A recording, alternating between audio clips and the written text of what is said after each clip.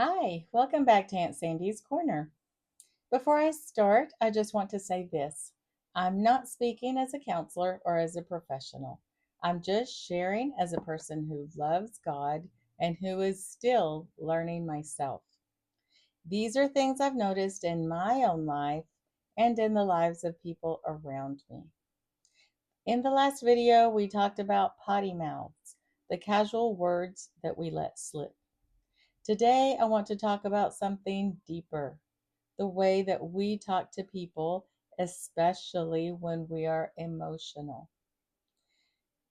I don't really struggle with calling people names, not saying that I never have or that I don't, but my struggle is usually being too honest, even when it's not the right time.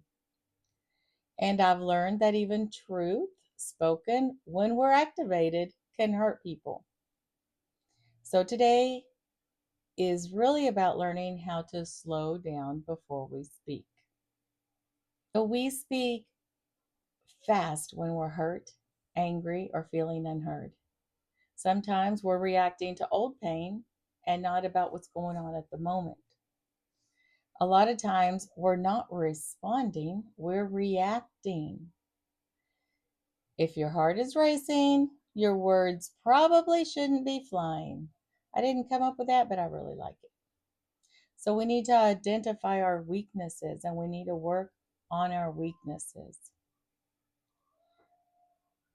So I really value honesty, but I've learned that timing matters.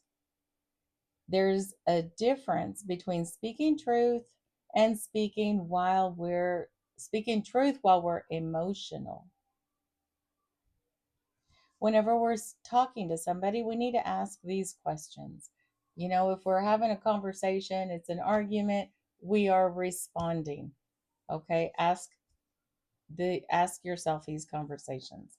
What is my goal? What is your goal and what you're trying to communicate? Are my words helpful right now? If you're going to say something ugly, like for me, if I'm going to be honest and say something, is it going to help this conversation at all? Or is it going to make things more difficult, more painful, more complicated, and possibly create division? So we need to think about these things. So if this person that we're talking to is angry, are they even going to be able to hear my words or my message that I'm intending to communicate to them? So when we're in the midst of a difficult conversation, I think it's important to think, who am I talking to? Do I love this person? Right? Usually we're talking to people that we love or care about. Do you love them? Do you want to offend them? Is it okay to offend the people that we love? Um, are they my family? We should always love our family. And sometimes it's not always easy to talk to everybody in our family, but they are family and we should do our best for peace, right? To strive for peace.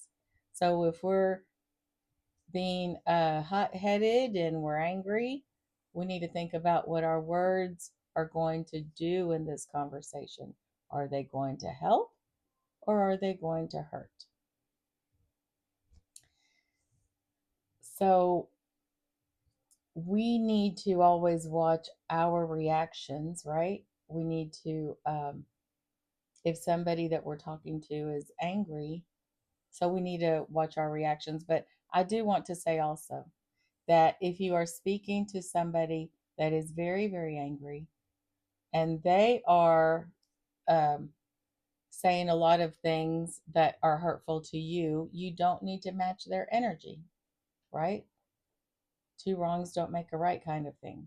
So the person that is all angry and saying things to you, you might want to tell them you love them, but you're not going to engage in yelling and name calling. And that you need to step away. If you need to step away, step away. And that is not, you're not trying to be unloving, you're being healthy. You're trying to have healthy boundaries. So you're not going to stick around for unhealthy conversation. or unhealthy yelling. It's kind of hard to call that conversation. If they're yelling and calling you names and accusing you of things, and they need to calm down. So you don't need to be there for them to talk to until they calm down and it can be a real conversation, right? So that is real important. We need to pause. We need to think about what we're saying. Is it going to be helpful? And if we're getting yelled at, especially, we need to step away. So God already knew that words were powerful. So he left us some reminders.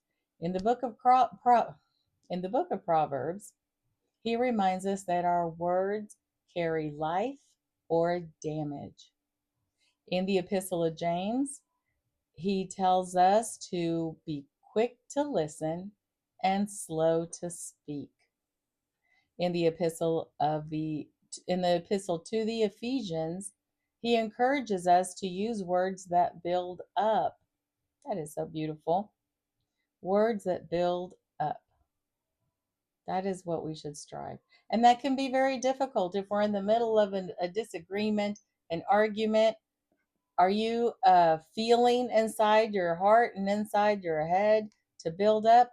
Probably not at the moment. So, what should we do? Pause. So, for me as a Catholic, this reminds me that I want to work on my heart now because I don't want to carry anger forward. I want to grow in patience and love while I'm here. I'm hoping to go straight to heaven. That's my goal. So, when you're in that situation, what should we probably do if we find ourselves talking to somebody that is angry instead of us reacting to someone in an ugly way, in a disrespectful way, in a way that God would not like? We should give ourselves space. We need to give ourselves space, pausing the conversation so that so that both parties, or however many, can calm down. We can pray about it so that we can know exactly what we need to say to the person. We can take a walk, try to get our blood pressure down. This is also related to texting. If you're in the middle of a tough texting conversation, don't text back when you're angry. Also, step away. Also, those words that are sent in texts, whether it is verbal or on text, God knows them all. God hears them all. God sees them all. So we need to step away from texting angrily as well.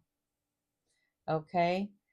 And another thing that could help you is to talk to your person. If you're angry and frustrated, you're only going to react ugly.